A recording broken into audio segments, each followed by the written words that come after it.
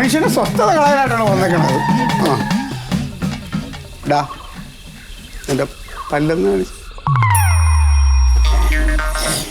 Day ഊന്നിട്ടുണ്ട. എവിടുന്ന്?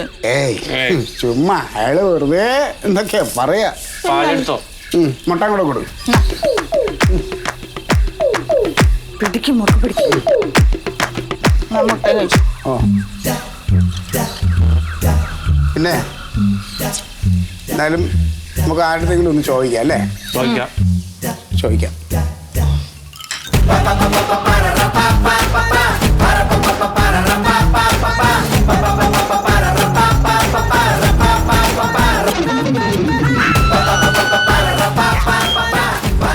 Sathyaseelan sir?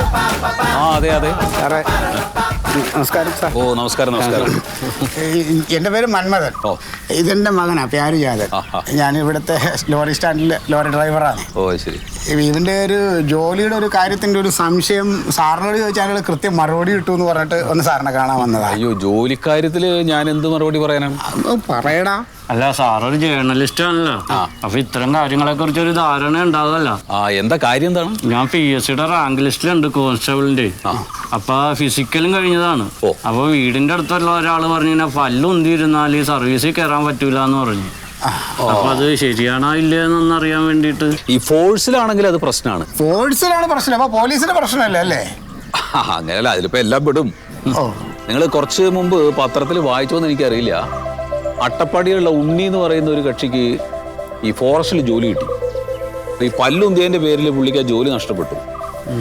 അപ്പൊ അങ്ങനെ ഒരു സംഗതി വായിച്ചിട്ടുണ്ടാവും ഒരു പക്ഷേ പത്രത്തില്. അപ്പൊ രാഘവേട്ടൻ പറഞ്ഞത് ശരിയല്ലേ? ചിലപ്പോ പുള്ളിയുടെ ഇങ്ങനെ കാണാൻ പറ്റും, ബോറായിട്ട് പുറത്തോട്ട് നിൽപ്പുണ്ടാവും അല്ലേ? അങ്ങനെയാവാം. അല്ല പിന്നെ ഈ പല്ലങ്ങ് ശരിയാക്കാത്ത എന്തെന്നാ? എന്റെ സാറേ, ഇവനെ കുഞ്ഞിലെ ഞാൻ പല്ല് കാണിക്കാൻ പല്ല് ഡോക്ടറെ അടുത്ത് കൊണ്ടുപോയതാ. അപ്പൊ അന്ന് 25,000 രൂപ വേണമെന്ന് പറഞ്ഞു. അപ്പൊ അന്ന് എൻ്റെ കയ്യിൽ അത്രയും പൈസയൊന്നും ഇല്ലാത്തതുകൊണ്ട് ഞാൻ പിന്നെ കുറെ കൂടെ കഴിയട്ടെ എന്ന് പറഞ്ഞാൽ അങ്ങനെ ഇരുന്നു. അവനിപ്പോ ഈ ജോലി കിട്ടുമെന്നും പ്രതീക്ഷിച്ചില്ല.